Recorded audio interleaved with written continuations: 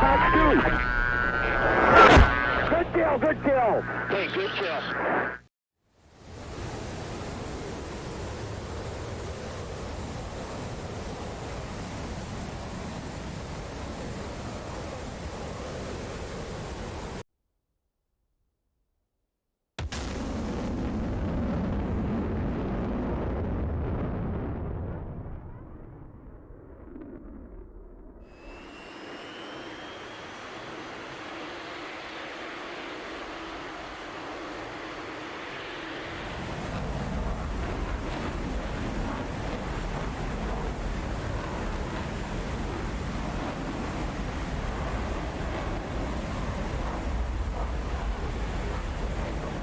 Alright, here we go guys. We are flying as the Japanese F-15.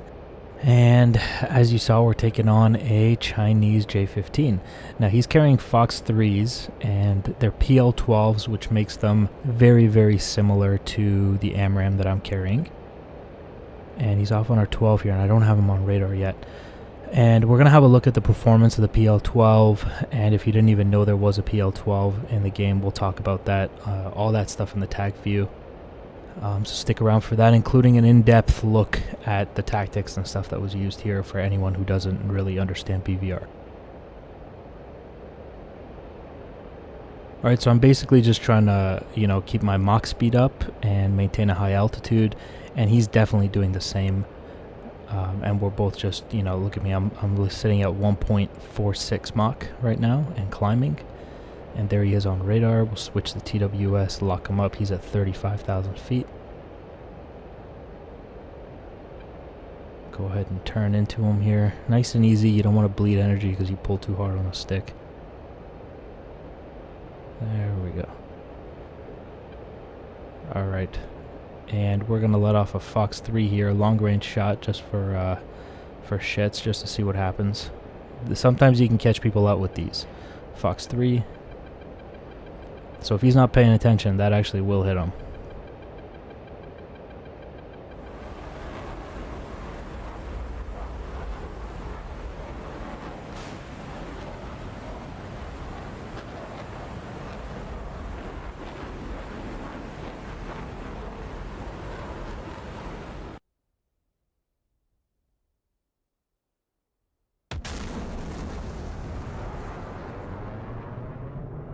So my missile was fired in TWS, which means he's not going to get a launch notification. And I don't have to be a rocket scientist to know that he has fired one as well. I just can't hear it yet. So I'm going to behave as if there's a missile coming at me. And so what we're going to do is go ahead and offset to the right here. And what that's going to do is increase the missile's flight time. We're going to force the missile to turn to hit us, bleeding a little bit of its energy. And we're just going to sit here until we get to the MAR. And we're actually going to turn in, cut across, fire another Fox 3, and then bail out of here. And I suspect his missile will come in and go pitbull on us within that time period. So here we are, we're cutting back around, Fox 3, and we're diving out left. And there's his missile right on cue.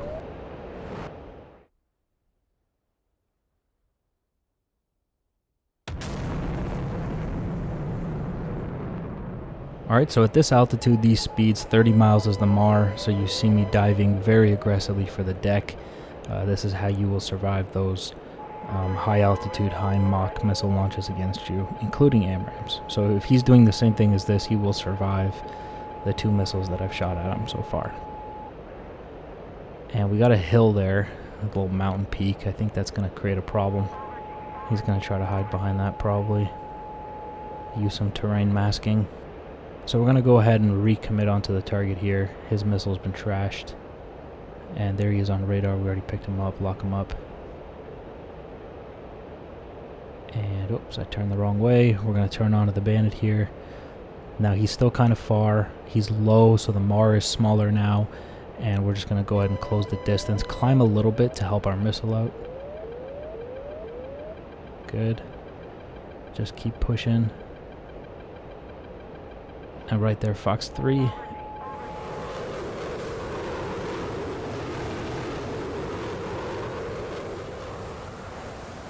So as soon as we fire that missile, we're diving away. It's another reason why you need some altitude. It's really helpful when you're defending incoming missiles. Alright, I didn't hear anything launch from him. Oh, there it is. Alright, we're just gonna keep turning the other way. I was trying to recommit, I didn't think he fired a missile off. And we'll just continue this way. And I think it hit a mountain, so we're gonna go ahead and recommit. Fox 3 and peel off again because we're inside the MAR.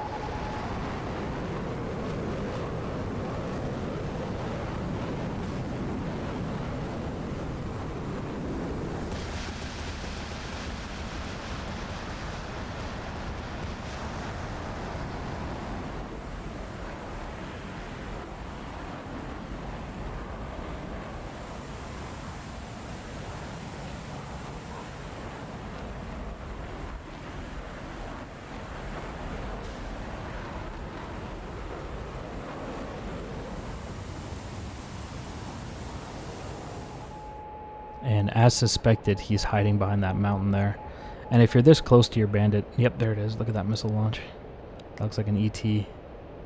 I should be safe from it. If you're this close to your bandit, don't be afraid to use vertical lock mode. In the F-15, it's really, really good. And it'll point you right at the target. And that's what I love to do in these situations here. So I'm just scanning the peaks of this hill here, looking for this guy. Somewhere around here. There he is. Okay, Fox 3, and we're diving out. Defending.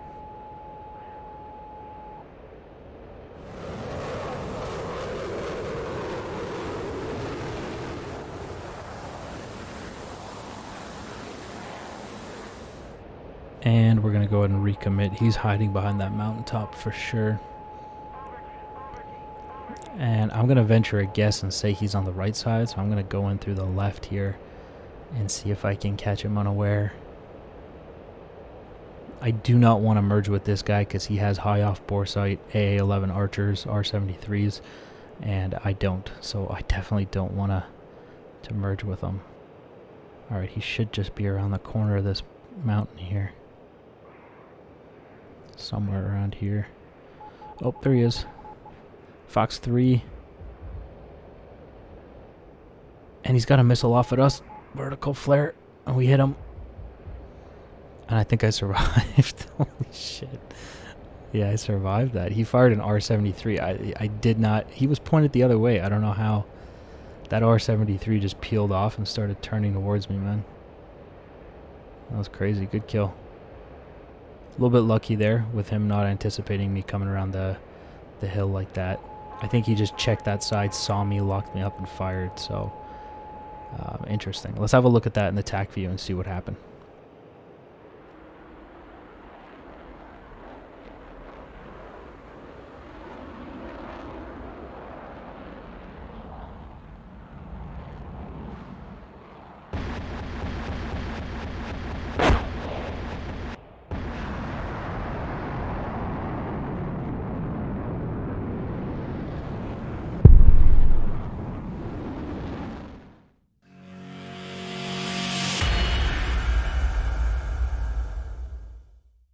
Alright guys, here we go with a Tacview review. Now in this one, I'm going to cover some basic concepts just briefly for people who are completely new to the channel. I get this question a lot of questions a lot, so I kind of want to answer them a little bit where possible.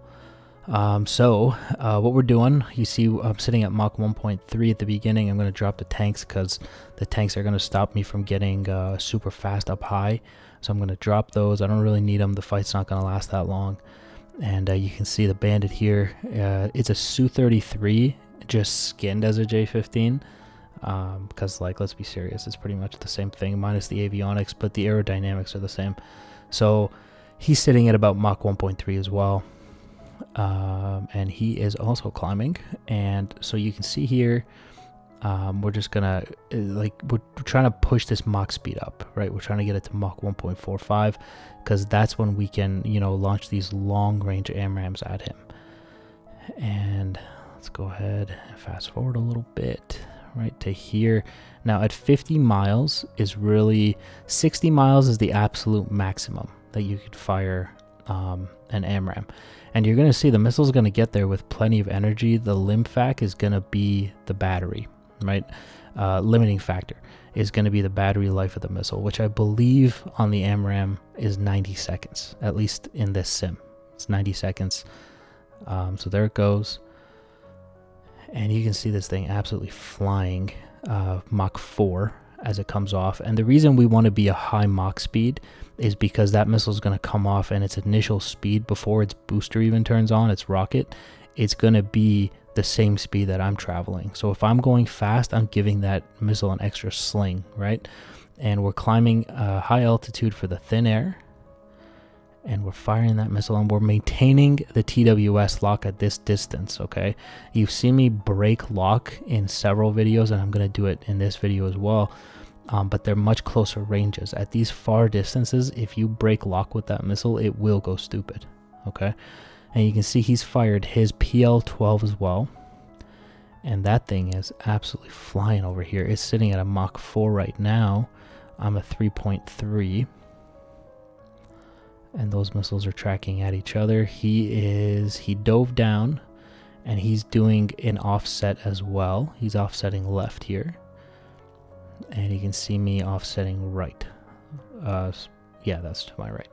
So what we're trying to do here, and we'll go ahead and increase some of these lines and see if I can explain this. Okay, so the missile is coming straight ahead, right? I am so sorry about that arrow. Okay, so the missile is coming straight ahead, right? And the fastest way to the target is a straight line, okay? So what we're going to do, once we fired our missile, we will offset to the right, okay?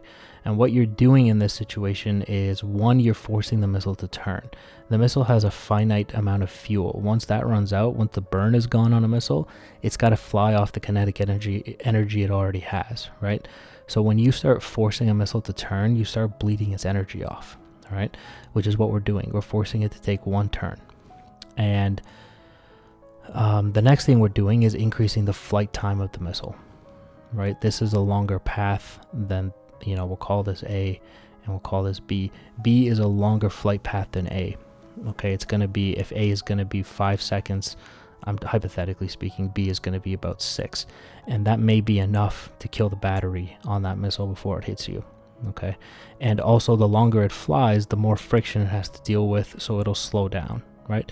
So you're seeing all of these defensive factors that are coming into play simply by offsetting to a certain direction, right? And keep in mind that I am offsetting to the gimbal limit, okay? I'm not breaking lock. The F-15 is still able to maintain a lock at this aspect, all right? So we'll get rid of all of that, and we'll continue to watch so you can see his missile coming in really nice. Mine's already started its descent to the target, and you can see it's tracking him nicely. We'll throw the labels back up, going at a Mach 2.6 at this point. And you can see he's changing direction of the turn, forcing the missile to pick a new lead. And so right here,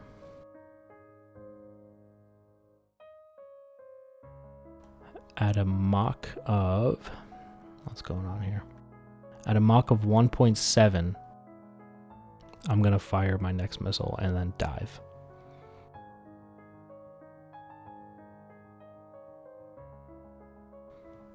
All right, so now the reason I dive is because at high altitude, the MAR is 30 miles, okay?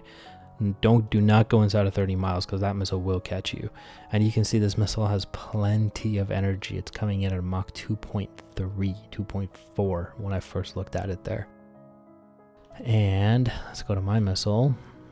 This is my very first missile from 55 miles away, is at a Mach 1.8. And so he has decided that if he doesn't dive, he's going to die. So he starts descending his altitude, the same as me. You can see me dropping my altitude has defeated that missile. Now, this is one of those basic concepts I want to talk about here for anybody who doesn't know. This is called going cold.